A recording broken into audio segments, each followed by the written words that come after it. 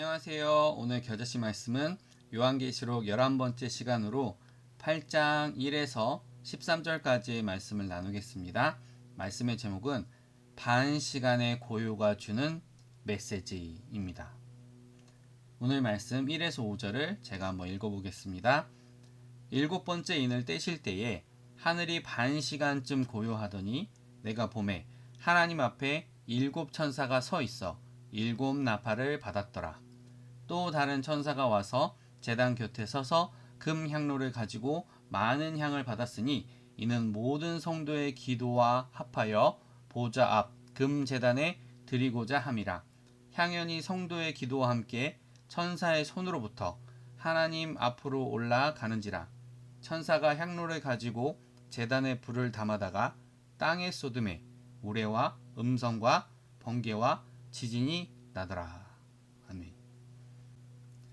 1절에 등장하는 고요의 1차적인 의미는 침묵이고 정적입니다. 그러나 이러한 시간은 아무런 의미가 없는 그러한 헛된 시간이 아닙니다. 왜냐하면 성도의 기도가 올라가는 시간이기 때문입니다.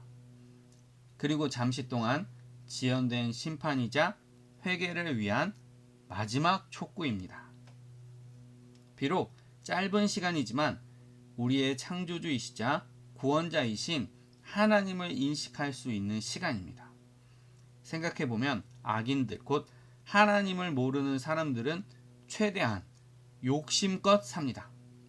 우리는 교회 안에서 믿는 사람이 왜 이래? 라고 생각하는 경우가 있지만 아예 예수님을 모르는 사람들은 생각보다 더 탐욕적이고 자기밖에 모릅니다. 이러한 사람들은 일이 잘 되면 하나님이 어디 있냐라고 말하고 만약 일이 잘 안 되면 내가 뭘 잘못했지? 라고 생각하는 사람들입니다. 예수님처럼 인내와 희생 끝에 얻어지는 구원과 승리라고 하는 개념이 없습니다. 그래서 마지막 날에 하나님께서 일반 사람들에게 회개할 기회를 주시는 방법은 아이러니하게도 심판입니다. 이것을 위해서라면 하나님께서는 온 지구를 상하게 하실 수도 있습니다. 즉, 화가 변하여 복이 되는 그 마지막 날이 요한계시록에서 일어나고 있습니다. 그리고 2절에는 나팔이 등장합니다. 흔히 고대 사회에서 나팔은 임박한 심판 또는 전쟁을 알리는 도구입니다. 한국사에서도 이성계와 그의 군대가 나팔을 활용합니다. 먼저 이성계의 눈부신 성과는 홍건적 20만이 개경을 점령하자 이성계와 몇몇 다른 장수들이 그 홍건적을 격퇴합니다.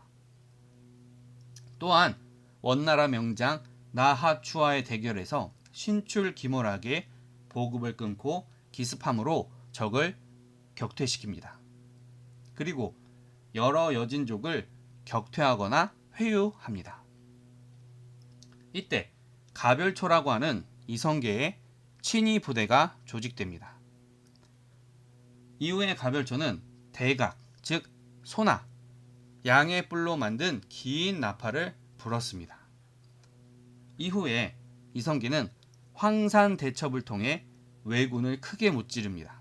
이때에도 대각을 불어서 활을 쏘고 돌격 부대들이 일사불란하게 움직였는데 이성계의 군대보다 10배나 많은 2만의 병력을 거의 전멸시킵니다. 이처럼 나팔 소리는 어떠한 세력에게는 승리를 의미합니다. 그러나 반대되는 세력에게는 심판을 의미합니다. 다시 말씀으로 돌아와서 일곱 번째 인이 떼어지는 순간 일곱 천사가 일곱 나팔을 받습니다. 이것은 이제부터 더 강력한 심판이 임할 것을 예고합니다. 이어지는 6에서 9절까지의 말씀을 제가 읽어보겠습니다. 일곱 나팔을 가진 일곱 천사가 나팔 불기를 준비하더라. 첫째 천사가 나팔을 부니 피 섞인 우박과 불이 나와서 땅에 쏟아지매 땅의 3분의 1이 타버리고 수목의 3분의 1도 타버리고 각종 푸른 풀도 타버렸더라. 둘째 천사가 나팔을 부니 불붙는 큰 산과 같은 것이 바다에 던져짐에 바다의 3분의 1이 피가 되고 바다 가운데 생명 가진 피조물들의 3분의 1이 죽고 배들의 3분의 1이 깨지더라. 아멘. 7절에 첫 번째 나팔이 불려진 이후에 피 섞인 우박과 불이 나와서 땅에 쏟아집니다. 이것은 대기권으로 진입하는 소행성 충돌과 유사한 모습을 보입니다. 그리고 화산 폭발로 인해서 마을로 쏟아지는 화산재의 모습으로도 볼 수가 있습니다. 그 결과 땅, 나무, 풀 등의 3분의 1이 타버립니다. 최근에 일본에서 쌀값이 많이 비싸졌다고 하는 뉴스를 들었습니다. 그 원인은 정부가 과잉 쌀 생산을 막기 위해 벼 재배 면적을 강제로 줄여왔고 여기에 관광객 급증 그리고 폭염과 같은 기상 이변으로 인해서 쌀 부족 현상이 나타납니다. 그러나 이것은 계시록에서 말하는 전 지구적 재앙이 아닙니다. 그럼에도 불구하고 일본의 쌀값은 2배나 올랐습니다. 일본 역사 안에서 31년 만에 벌어진 기록적인 폭등입니다. 그리고 일본의 쌀값은 한국의 3배입니다. 또한 러시아 우크라이나 전쟁으로 인한 밀 가격 상승은 전 세계적으로 영향을 미쳤습니다. 우크라이나는 전 세계 밀 수출의 30%를 차지합니다. 그런데 전쟁으로 인해 밀값이 27kg당 13달러에 이르렀습니다. 과거와 비교하면 3배 이상 오른 것입니다. 이 일로 이집트와 중동을 포함하여 약 1300만 가량의 그런 사람들이 기아나 식량 부족 사태를 겪고 있습니다. 이처럼 몇 가지 변수에도 사람들이 굶주린다면 나중에는 사람들이 훔치고 도둑질하는 것은 기본에다가 논과 밭 앞에서 곡식이 있기를 낫을 들고 기다리는 그러한 기이한 현상을 볼지도 모릅니다. 이어지는 말씀에서 둘째 천사가 나팔을 불자 첫 번째 나팔과 유사한 형태, 즉 소행성 충돌과 바다에 있는 화산 섬들의 폭발로 인해 바다와 배에 타격이 옵니다. 또는 핵폭탄 또는 방사능 유출과도 같은 형태로 나타날 수도 있습니다. 이처럼 바다에 가해지는 엄청난 충격은 바다의 적조 현상과 같은 자연재해를 일으킵니다. 순식간에 죽은 물고기들이 해변에 쌓이기 시작하면 엄청난 악취를 풍기고 어업을 하는 사람들도 더 이상 바다에 기댈 수 없게 됩니다. 이것을 주변국으로 넓혀서 생각해 보면 중국은 수산물 소비량이 전 세계의 35에서 40%를 차지합니다. 일본 역시 자국에서 단백질 섭취를 생선으로 하고 있는데 그 비중이 최대 40%입니다. 만약 쌀 가격 폭등 상황에서 물고기조차 안 잡힌다면 두 나라의 경제는 폭락합니다. 그렇다면 한국은 안전할까요? 아닙니다. 어려운 상황에 처한 중국은 중요 전략 물자의 수출 통제를 부과합니다. 일본도 마찬가지입니다. 그렇다면 서로 주고받을 수 있는 물자의 수가 줄어듭니다. 이렇게 되면 수출 위주의 경제 구조를 가진 한국은 매우 곤란해집니다. 그리고 두 나라에 있는 그 백성들, 어떤 시민들, 그런 고객들이 경제적 어려움을 겪게 되면 자동차나 스마트폰이나 팔 수가 없습니다. 이렇게 되면 세계 경제의 카나리아라고 불리는 우리나라는 마치 IMF보다 훨씬 더 어려운 상태로 그러한 상황으로 내몰리게 될 것입니다. 이어지는 10에서 13절 말씀을 제가 읽어보겠습니다.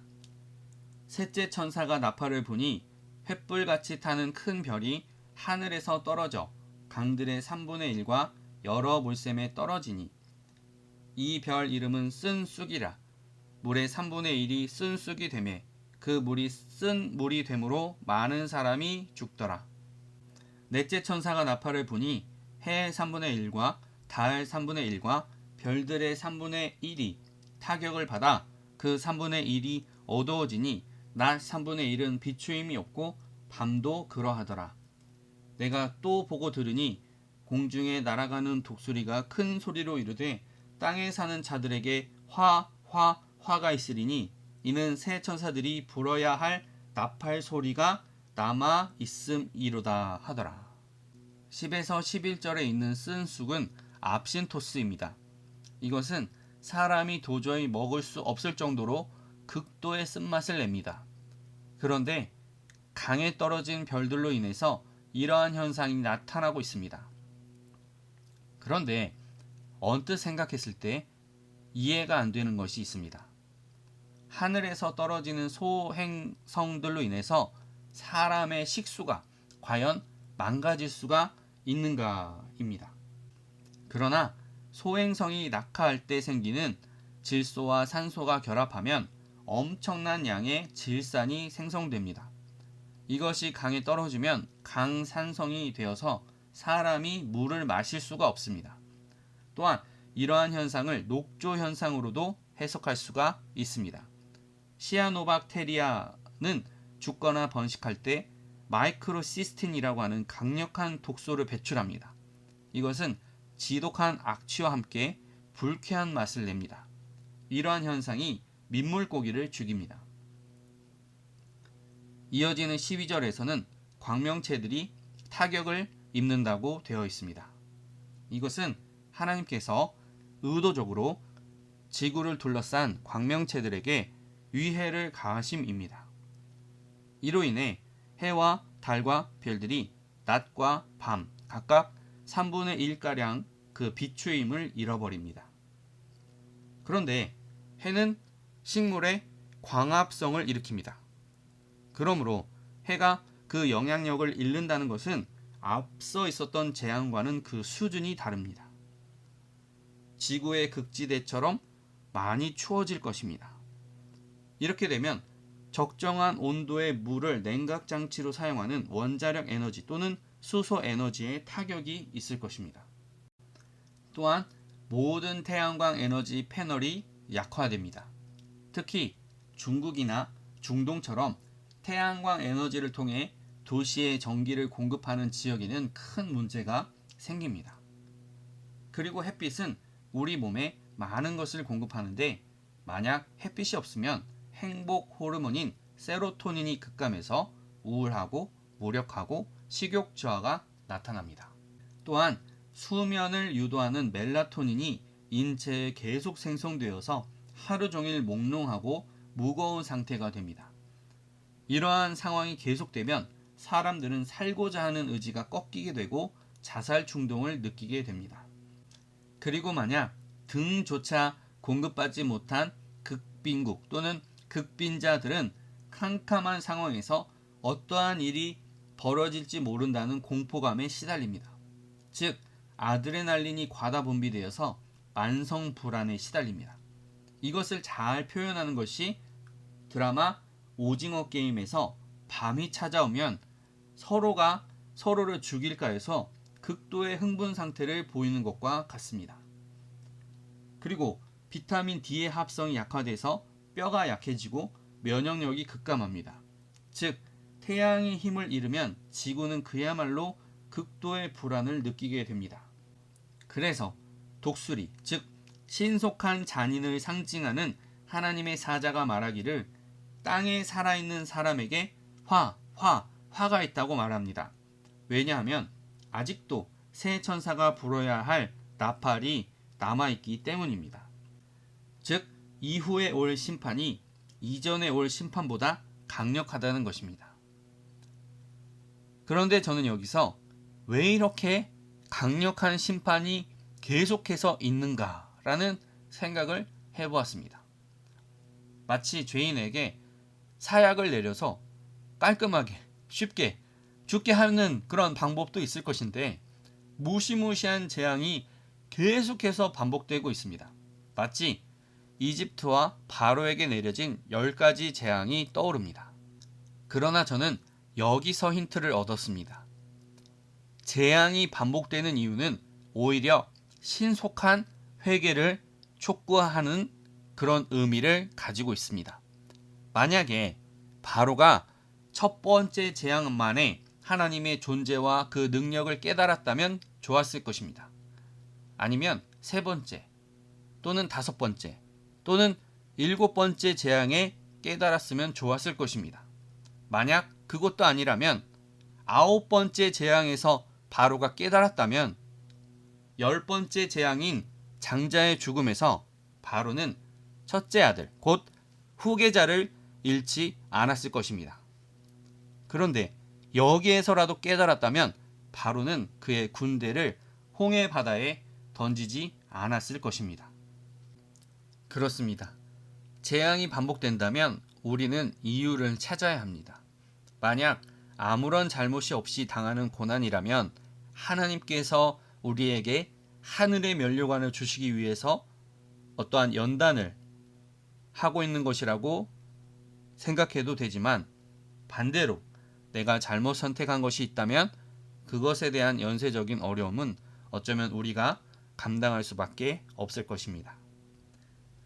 그래서 저와 여러분이 잘 분별해서 당하여야 할 고난이라면 잘 견디시고, 만약 아니라면 말씀과 기도로서 매일매일 최선의 선택을 해내시기를 예수님의 이름으로 축복합니다. 아멘.